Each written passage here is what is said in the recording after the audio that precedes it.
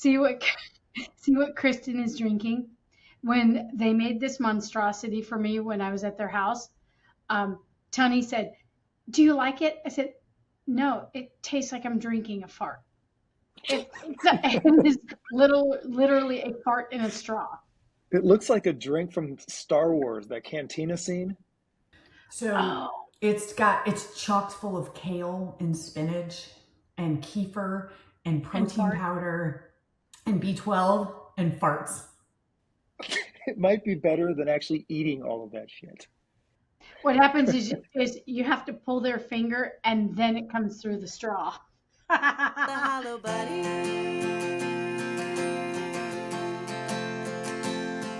And we all feel hollow sometimes. Greetings and salutations, and welcome to the Hollow Bunny Leadership Podcast. I'm Kristen Zeman, and I am here with my co-host, the ever-curious and effortlessly eloquent Sylvia Moyer.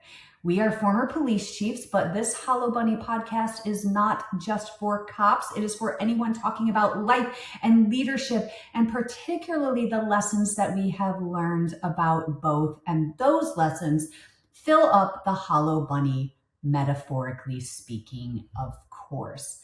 Hey, Sylvia, happy podcast day.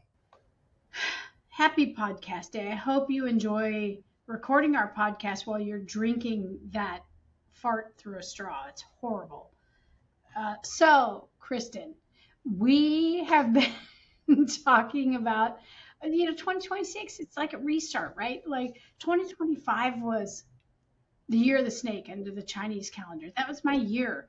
But snakes shed their skin, right? So I did some, we all have these periods of time. You just got to shed the skin and come out with something new. And you're so good about setting intentions for the year. And I sent you something from Time Magazine that talked about the communication habits to ditch in 2026.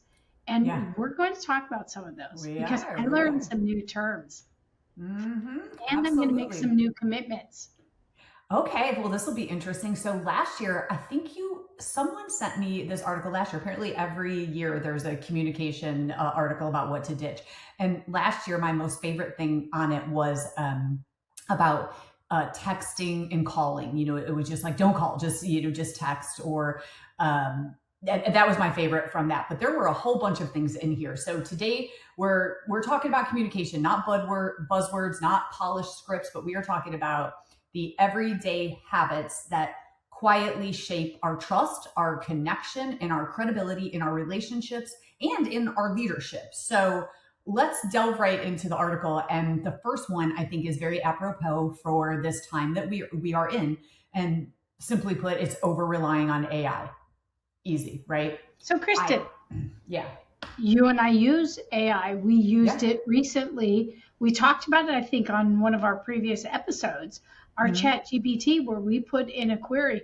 I actually, I've really tried to use it every day to kind of stimulate thought, really with your urging. And a lot of leaders are urged to use it. But you're saying, and this article is saying, don't over-rely on it because it creates a chilling effect. It doesn't have the human kind of connection, right? Yeah, like it's because it feels so polished. And listen, like anything, we have dealt with this with the, coming of cell phones, with the coming of the internet, with the coming of autonomous vehicles, 3D printers. For every piece of technology, there is good, but there's also a dark side to it. And AI has the same implications from my vantage point. And you can tell when people are communicating via AI. And I don't know about you, but I am starting to crave the imperfections of humans, the errors every once in a while see, this is what pisses me off about AI. I write with M dashes. If you go read my book, Reimagining Blue, you can get it on Amazon. If you read my book, there are M dashes all over it because I love M dashes. I love to communicate that extension of thought.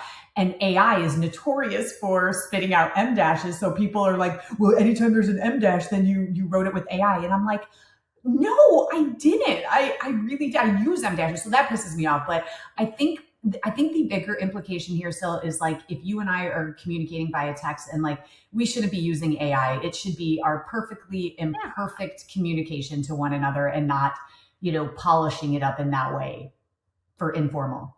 I love that. And I love it so, so much. I love that you love M dashes, and everyone that's going to communicate with Kristen Zeman, she hates ellipses, dot, dot, dot, hates ellipses. So I feel like we're in English class. Somebody also told me before that he loves that we taught him what an ampersand actually is, the and sign. So, okay, you love the M dash. People that are going to write you fan notes are going to use M dashes, ampersands, but no ellipses. We got that. I want to pull on this thread. I have a real fascination with wabi sabi. And let me tell you what it is. It's a Japanese aesthetic and worldview. It's a Japanese aesthetic and worldview, finding beauty in imperfection and impermanence. And so I'm not going to tell the vessel, the perfect vessel that the man had in the village story now, because we want to focus on these broader things. But there's a real beauty in imperfection. There's a beauty in really embracing simplicity. And what you're arguing for in this first one is that over-reliance on AI takes out the human connection, takes out the imperfection. And so you are embracing wabi sabi. Wabi sabi. First of all, that's super fun to say. And that's so cool. I didn't know there was a name for what I was feeling, because I feel like polish doesn't feel personal. And I think our efficiency is killing our warmth. And I also feel that people they feel it when no actual human has shown up to the conversation. We feel that. And so I don't know, for me, it's like leadership requires fingerprints and not templates, and we just need to remember that. It's like, we just need to be more of who we are, even if it is imperfect, even if we make a grammar or spelling error. Before, that would make me crazy. And now I'm sort of like, I miss that when people didn't use AI and there was an error of sorts. Right. So wabi sabi, impermanence, imperfection, incompleteness.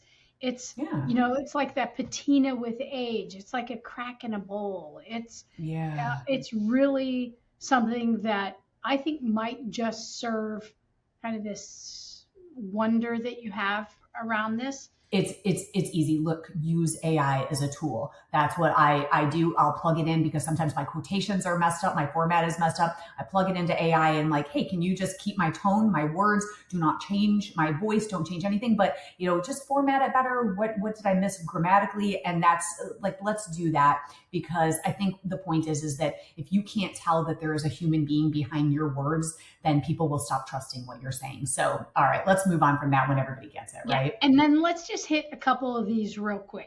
Okay. All right. Leaving people on read, that's just ghosting. That's just not replying, right? Okay. That's something you should ditch. They say it's something you should ditch. Okay. So first of all, I don't have read receipts. Is it up to me to set up read receipts so that you can see if I've read it? Because I do notice that on some of my text messages, it will say read. So that would be the end user, right? That is, because I don't have read receipts set up. So for you, if you get a text from me, well, then what does that mean? Just not responding? It's just not responding? Yeah. So you send me a text. It says delivered. When I've read it, it says read. And if I've blocked you, it doesn't say read. Oh, okay. So I was overthinking this. Okay. But here's the thing about text messaging is like, are we trying to not be as tethered to our phones? And like, I guess if I send someone a text, I mean, unless like, it's one of those things where it's like, hey, you're at the grocery store and I need you to pick up this right now. But it's like, I'm not expecting someone to answer immediately. And what happens to me is sometimes I'm on a plane and it will pop through and like, then it goes away and I'm like, oh, and then a couple of days later, I'm like, oh my gosh, I couldn't read that or send a text. And so I forgot about it. So it's like, for me, it's not intentional, but I don't know. I mean, are people just ghosting people and leaving people on read? I don't know. Maybe. I think what it's arguing, hey, I saw this, I'll respond when I can, if you can. I also think it's like, don't freak out if somebody doesn't respond quickly. My brother My brother, I sent him something, and he said, "Can't respond, pooping." wait, wait, but you just responded saying you're pooping, so That feels like the okay. best place to respond. Yeah. I'm not sure. I'm not sure how to feel about it. I feel heard and seen, but I also feel Okay. heard and seen. Yeah, Ted, what do you have to say about this? Well, I popped in before the poop talk, first of all. So Okay. what I was going to add to was I think it's totally a generational thing. Like if you're 25 years old and you've been brought up on phones your entire life, you might get offended to see a text message read that isn't responded to quickly. For those of us who grew up at a time when you didn't always have immediate responses, I think we understand that you're not always going to get one of those.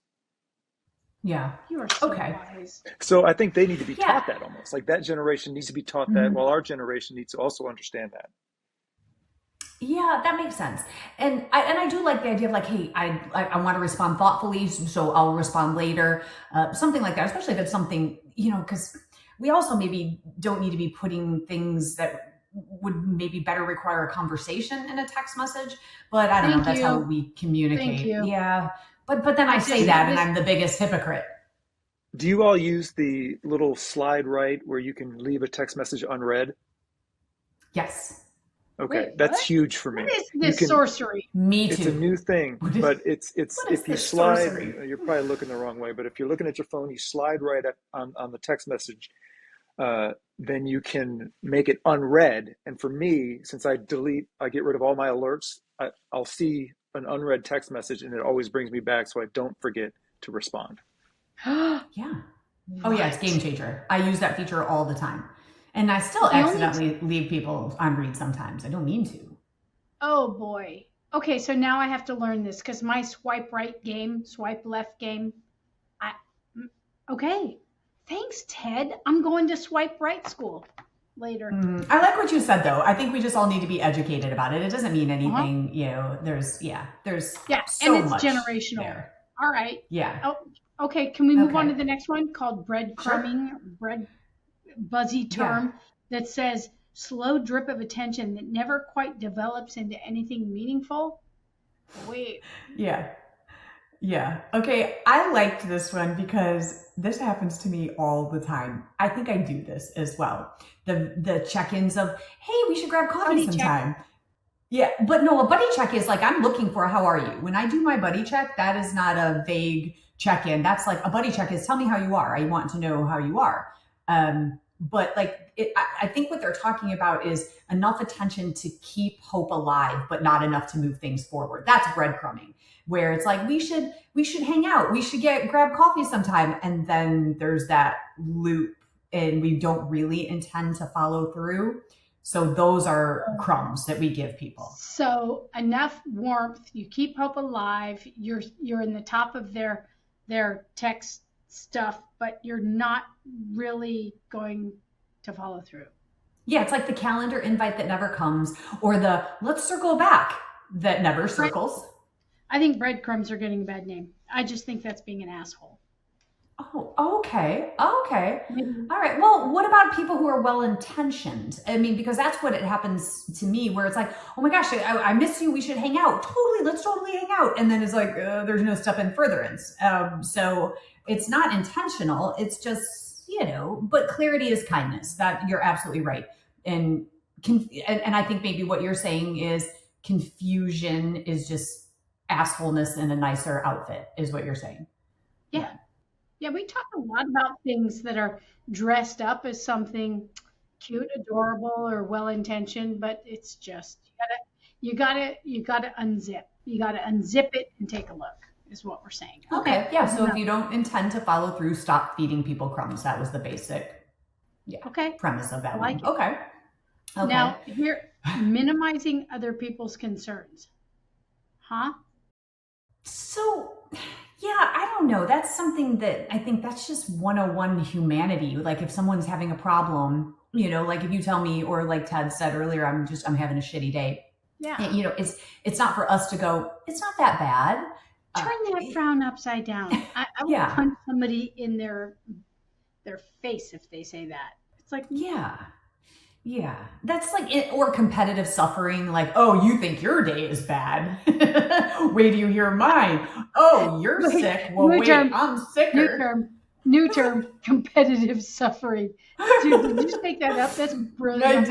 I did. Yeah. So but I think it does come from good intentions where people just don't know what to say to people when when they're going through it. So yeah, that's just toxic positivity, right? I don't know. That one was pretty simple. Okay, that one's simple. Okay, another simple. I'll bring up the simple. Making video calls in public. Sylvia Moyer. No. This is where I will turn. This is one of my peeves. It is to my core visceral. When people are, because I travel a lot, and sitting in like in an airport lounge or sitting at the gate, and I have taken note. I used to think, and I say this just as I used to think that maybe it was the older among us, which I can say now because I'm one of them in my 50s. But I used to think that maybe it was like the older generation that just don't get it. Oh, and it is. But I was sitting next to someone in the lounge the other day who had to be, I don't know, maybe 23. And she was on a full on, FaceTime with someone, a video chat. And I was like, I don't need to hear this. I actually got up and moved because it was driving me crazy. So not only on a video call, but you could hear No headphones. Yeah. Who raised her? But I'm telling you, it's not generational. I used to think that it was generational, that maybe we just need some education around it. And I have become increasingly very happy. I fly American. That is my airline. And they do the whole, this is a quiet cabin thing. And you must have headphones on if you're listening to something, because that's what makes me crazy as well. And there are some times where if it's a couple rows up and we're kind of all looking at each other, trying to figure out who is doing this, put your headphones on. I will say to the flight attendant, hey, can you just, tell them, headphones, and they're like on it. They are on it so fast, but it's like, listen, like have some social awareness. Oh, this is one of my pet peeves. I could keep going. Right. So total pet peeve also is sharing too much personal stuff. I have one of my 3 brothers does not have an inside voice. I'm like, this is too much personal, too loud. Video calls in public. We're ditching all that in 2026, right, people? Ditch it. Yeah, we have to just get some headphones, friends. Just some headphones. Oh, and the other thing about headphones, though, and remember, I got called out on this. I happened to be sitting in the airport with you. I think you had just left, and I was on a conversation with daughter Bailey, and I had both headphones in, both earpods in. Yeah, and this yeah, and this other gentleman said to me, gently tapped. I went to walk to get a cup of coffee, and I was talking so loud, not realizing I'm talking so loud. And he's like, hey, just real quick. He goes, take one earbud. He goes, here's what I had to figure out the hard way. Take one earbud out. You can hear the conversation. You can also hear how loud your voice is. And I was like, sir, thank you for that redirection. Because I was the person that I loathe, so it's not just about, having the two-way conversation. It's also talking super loud. Oh my gosh, get it together. I had to be checked. Get it together, people. This is 2026, and we are giving you the keys to survival. Yeah, the keys. Literally, here are the keys. Unlock it. Super peeve of mine. What's next? Skipping pleasantries. There's no hello. There's no salutation. It's like I was raised where I would say, hi, hello, Mr. Zeman. This is Sylvia. May I speak with Kristen, please? That's how I was raised. My dad, one of my friends called and said, hi, is Sylvia there? And he said, Judy, this is Mr. Moyer. If you want to speak with Sylvia, you will greet me. You will give me a pleasantry, and you will say, hello, Mr. Moyer. This is Judy. May I speak with Sylvia, please? And then you'll be able to speak with her. And you should practice. Click. And he hung up on her. I'm like, okay. Oh my gosh. Okay. Right? Don't skip pleasantries. In communication, you should greet the person, whether it's an email, on the phone. Why? Why do people skip? Okay. So you're talking about on all mediums that it should start out with a hey, how are you? Or as we are now, No, well, it's I too don't. late. It's too late to I say don't Happy think it New has Year, to be a but how are you. I okay. don't think it Or has I to be. hope this finds you well. Sure. Okay, so I just made this mistake today. So I will do that on the telephone when I'm on the telephone with someone. I don't just launch in. I'm like, hey, how are you doing today? Blah, so I always do that. Or because what else do you say to lead into a phone conversation? But I never delve right in. I'm always like, how are you? What's going on? And then I delve into the business. But I do find, I do that with an email too. I always do the, hey, I hope this finds you well. And then I launch into what I'm doing. Well, this morning I sent a text message to someone. I got asked to be on a Chicago news entity to break down the Minneapolis shooting. And I have a subject matter expert that does this kind of stuff, who's a subject matter expert in it, right? So I immediately text him and said, hey, just sent you an email. And this is from, Chicago news entity. I think that you're better suited to do it. You are a subject matter expert on use of force. And then he wrote, well, hello to you too. How are you? And I was like, shit. Like, I forgot to say, hi, how are you? Because I haven't talked to him in a while. So I just said, hey, I checked your email. I just sent you this. And then he did, hi, how are you? And so I was like, shit, I missed so I don't know, like sometimes I just want to get to the point, like let's go. And so sometimes I don't always need on a text to be like, hello, how are you? Just freaking text me, get to the point. Maybe text is different. I've started doing, hey, hi. Yeah. I don't know. I think the urging is that we don't drop the basic pleasantries. My mom used to say, Sylvia, you should be welcoming. And when you enter a room, the general civility is increased. The kindness and civility is palpably different. Don't just be like a bright energy in a room, but there should be a like civility should increase. And so I think there's a real urging. There's a real leadership thing here. Mm-hmm. And like today, for instance, I'm going from one thing to another, to another, to another, to another. Yeah. And the leadership imperative is take a deep breath, shift, and in the pace of a regular executive day, you don't forget to connect with people. And that includes a general pleasantry. Hello, thank you for being here. Something like that before you shift to that next thing. So this is really a communication urging about civility and pleasantries and presence. Especially in person, I think that is a moral imperative for connection, to not just delve right into the agenda, but to try to connect with people. That makes sense. I need to be better about it on text, just because sometimes I am just so business where, here's the thing, and I don't need the pleasantries. And I don't take it personal if someone says, hey, can I get this from you? I'm not like, oh, and how are you? I don't know. It just doesn't bother me. I don't get my panties in a jumble. Yeah, and you and I talk about travel a lot. I'm kind of stopping my pleasantries on planes. Yeah. Yes. That's so fascinating to me. If someone starves right next to me and I am eating a big ass pizza, I ain't giving them a bite. Not gonna happen. I see. We have changed ourselves. I don't think I like this. This is a whole other podcast episode. I'm going to tell you right now, I do not, I object. We might have to break it apart, but I have a little anxiety around that kind of pleasantry. I still would say when someone comes on, hello, roommate, welcome. And then whammo, AirPods, I'm eating all my food, not sharing. Yeah, I don't know.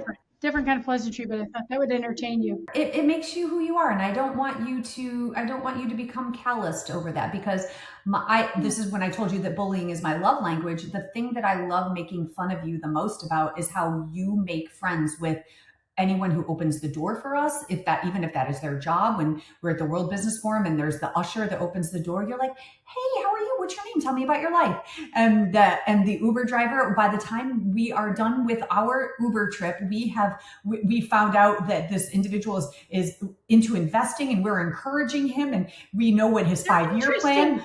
And that is all I know. I'm telling you, I enjoy this about you, and I don't want you to soften these edges. Okay, I tried to be an asshole and I just am not good at it. Like, okay, so when you and I were in LA at the comedy club and we asked the really cute usher, we said, "Hello, fine young man. Where's the restroom?" And he looked you in the eye. He said, "It's down there to the right. The code is 17423." And you're like, "Thank you." And we went to the door and you looked at the knob and you looked at me and you looked at the knob and you looked at me and you're like, "Where do I put the Where's the where do I keypad? put Where's the where do I keypad? where's Where do I the put the keypad?" code in? Is it in the toilet? Is it on the toilet seat? Where is it? Yeah. Keypad? He was totally gaslighting us. He was Oh, gaslighting. and then what did we do to him? We walked out. We're like, bro, there's no code, is there? And he was like, no. I think you looked at me and said, solid play there, bro. No, I said, Solid well played, play. sir. No, Well played, sir. well Tip played. of hat.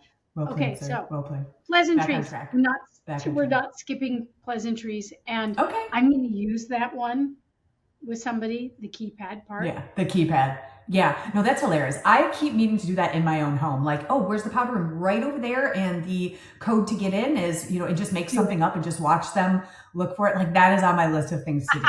Okay. Oh, Yeah, that's so funny. Report So out. funny. Everybody's going to wonder how that went. Love it. Who are you going to Love do it. it to Love first? Who? I don't know, just whoever comes over, like Chris sells bread. She makes sourdough bread. So we have a lot of people coming in and out of our house, picking up their bread orders.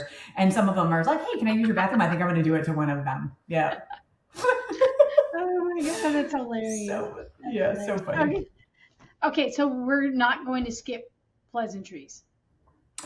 I just don't want, I don't want you to, but I also want to just underscore that sometimes people are like, get to the point, stop with the pleasantries. I think there's two schools of thought on this. I really do. I think that's all. I just think it's a gray. I think it's gray. I don't think it's black and white. You just raised one eyebrow at me. I get my Botox later today, so I always tell them, don't over Botox this one because this is effect. My niece told me it has a truth serum and paralyzing agent in it. You just go. Truth serum. Yeah, it totally does. Yeah. Okay, we're good. That was very terrifying. Ted is gonna just die trying to figure out what the hell we're talking about. Same with our listeners. Are you still on track, listeners, with us? Okay, so basically use pleasantries or don't. I don't care. This is the stuff absolutely that you should do or not. Okay. Yeah, we're not. We don't care. Okay. We don't care. We're not going to follow up with you. We don't give a shit. Do whatever you feel like.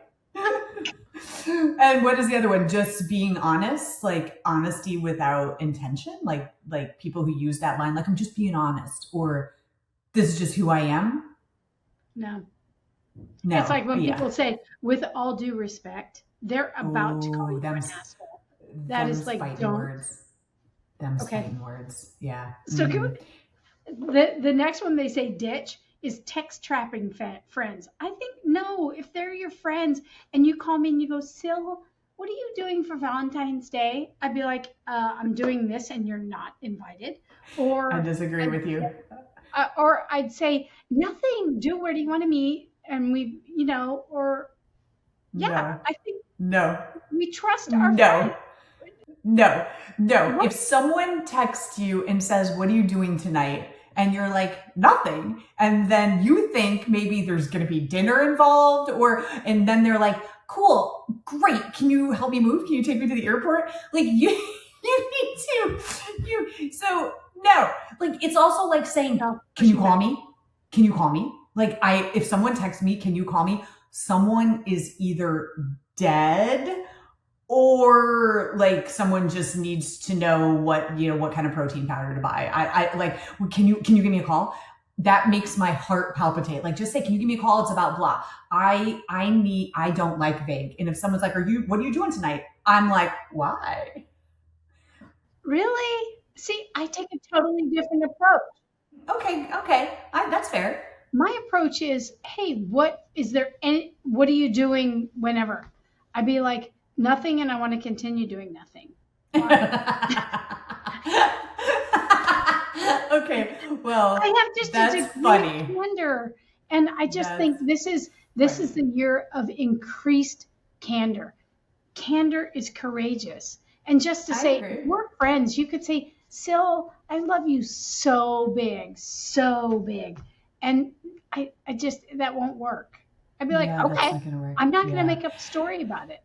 Yeah, but no, and so I love that you said that because I have a tendency to totally I defend my, oh my gosh, I can't do that because, and then I give all the reasons why I can't do it. And I learned from my very good friend Lois. She says, stop doing that. She says, whenever I can't do something, I literally say these words, that's not going to work for me.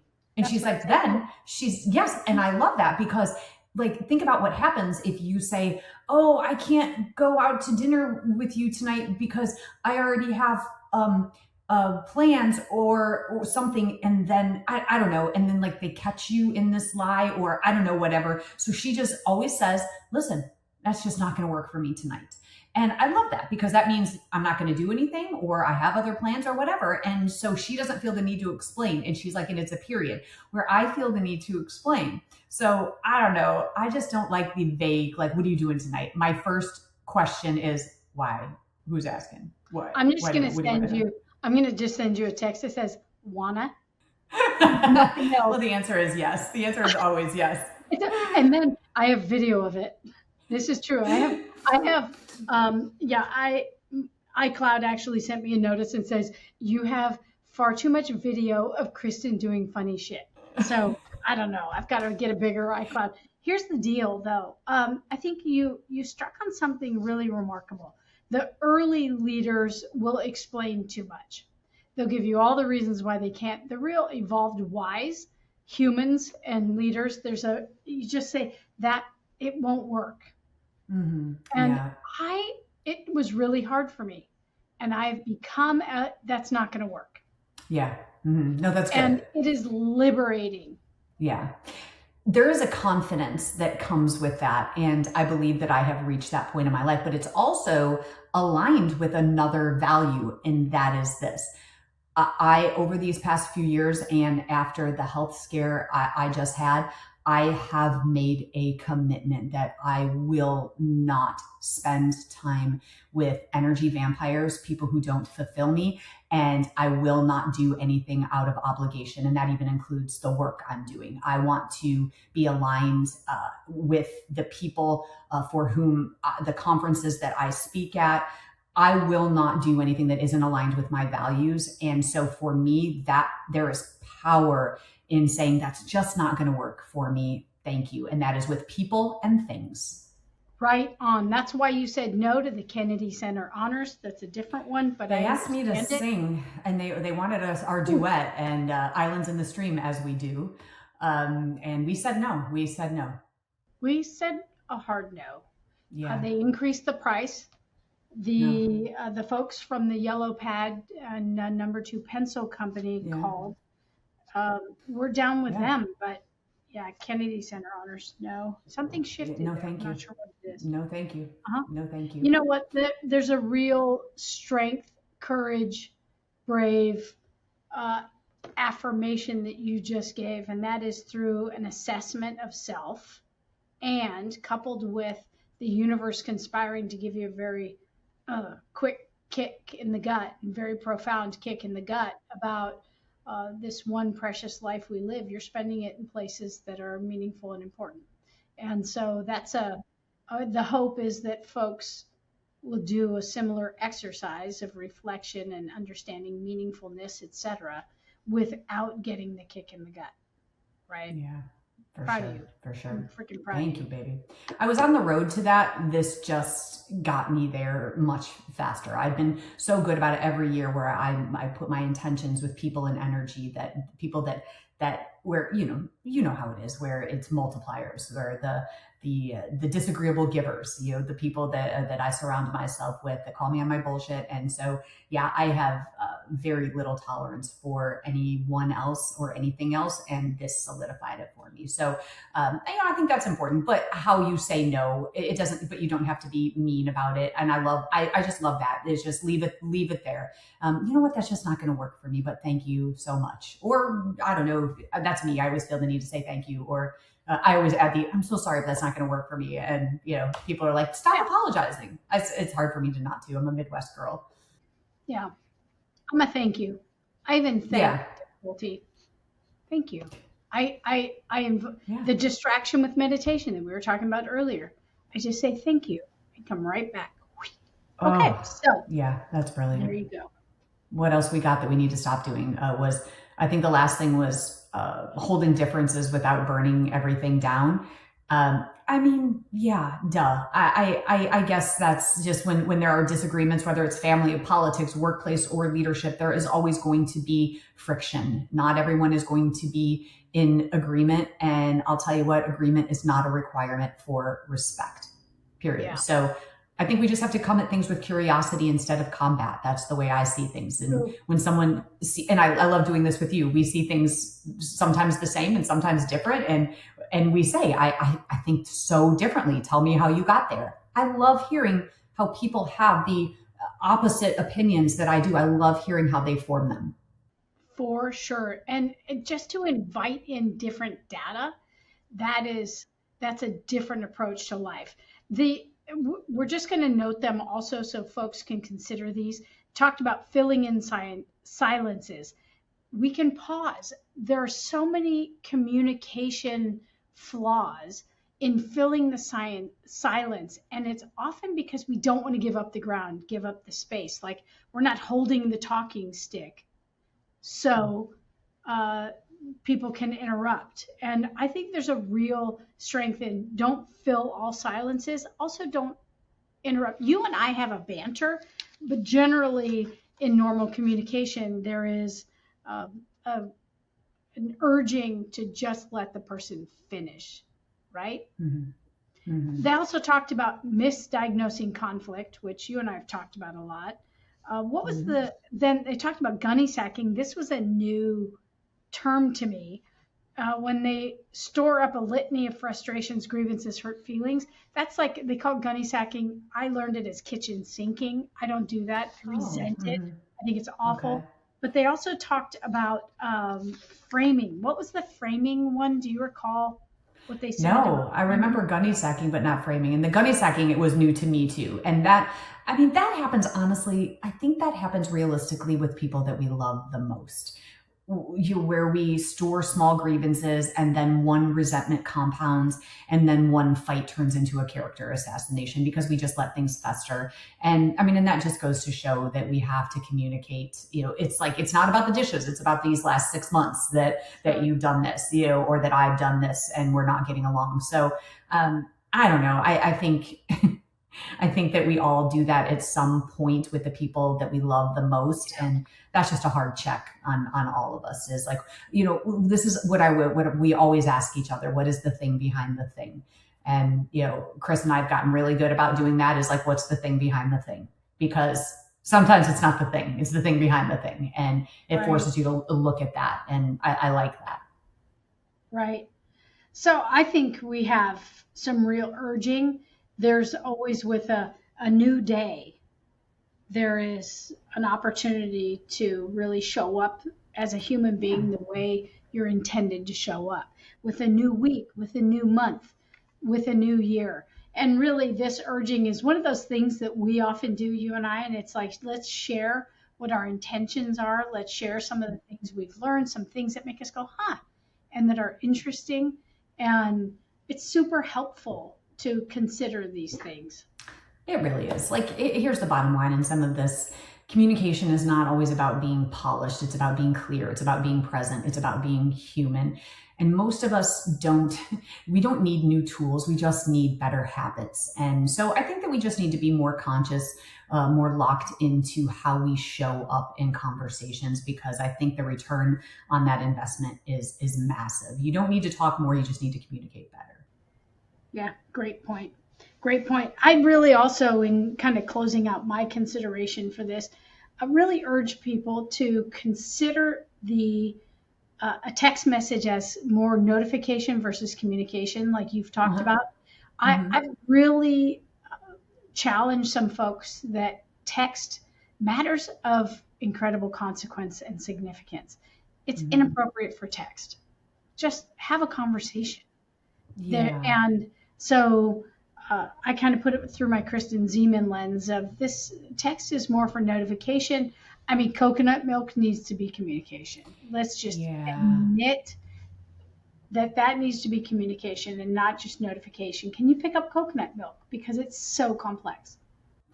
Yeah. What do you say? Oh, this could be a whole other episode, so I'm even hesitant to ask this, but I'll toss it out there. But like, what do you say about, you know, how you mentioned about taking a pause, and that, you know, sometimes it's not appropriate to talk in that moment because someone is afraid of what they might say because they're still so angry or so emotional.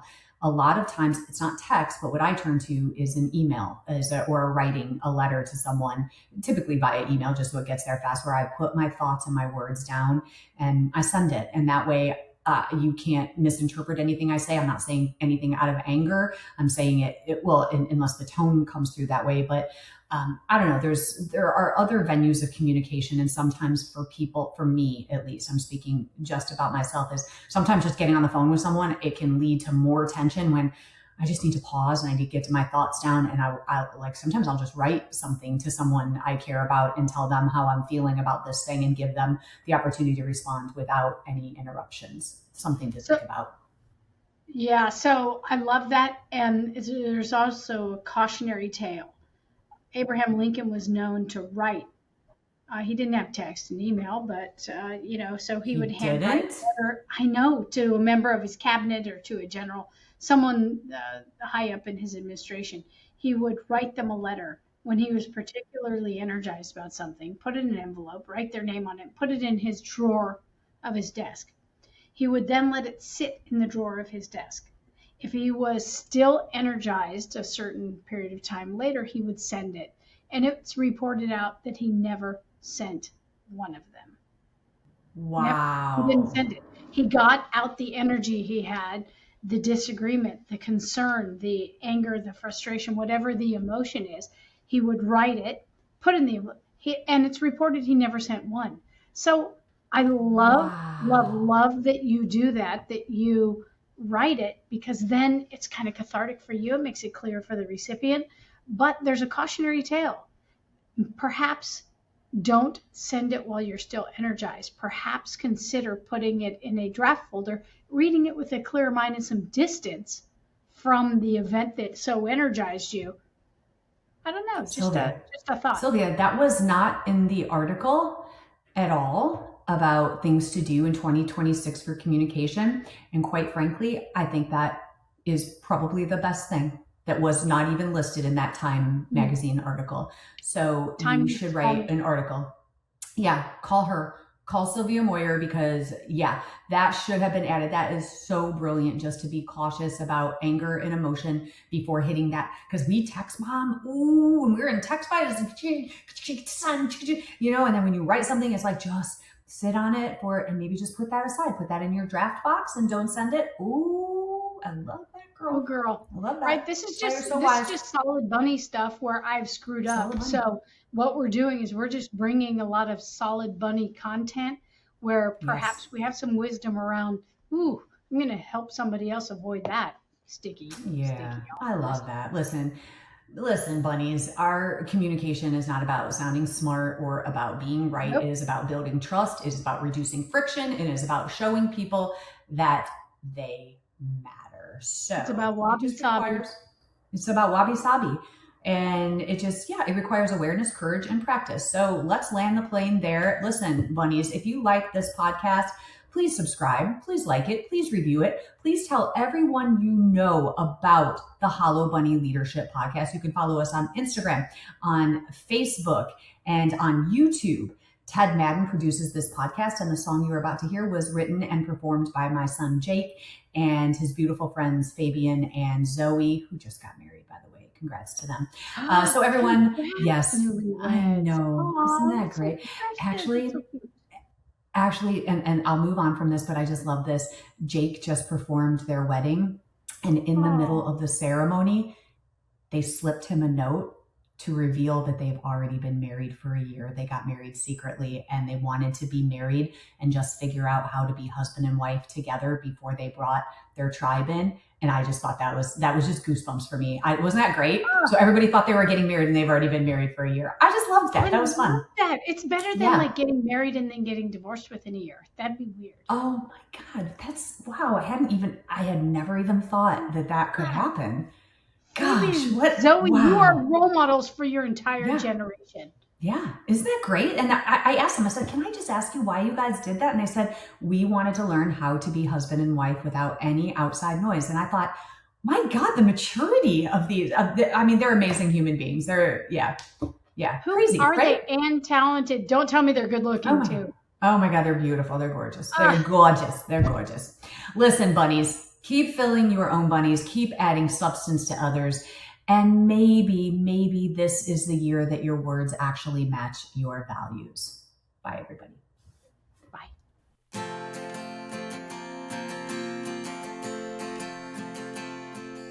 When you look inside, what do you find? Are you content to fall behind? When you lose your way and you've lost your why? Have courage and get ready to fight the hollow bunny.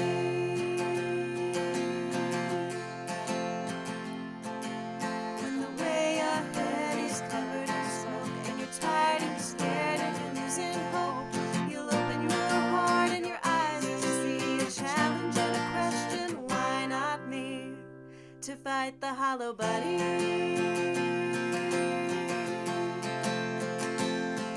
And we all feel hollow sometimes,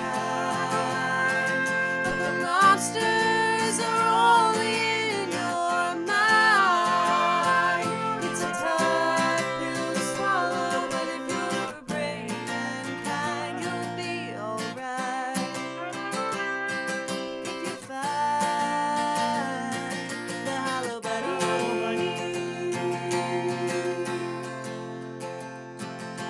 When the challenge ahead scares you to death, you tame the imposter inside instead. To change the world, you've got to start small. It takes a leader to say, I don't know it all.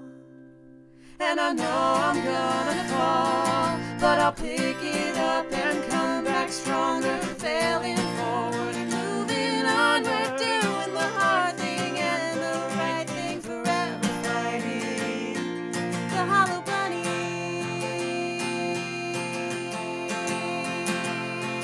And we all feel hollow sometimes,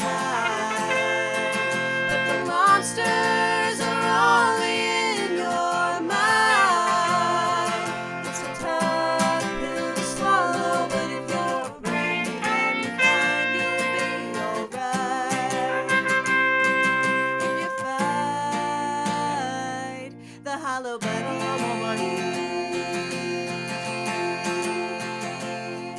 If you're tough on the outside but empty within, something's gonna crack, you've gotta start again. And we all tough on the outside but empty within, something's gonna crack, you've gotta start again. The monster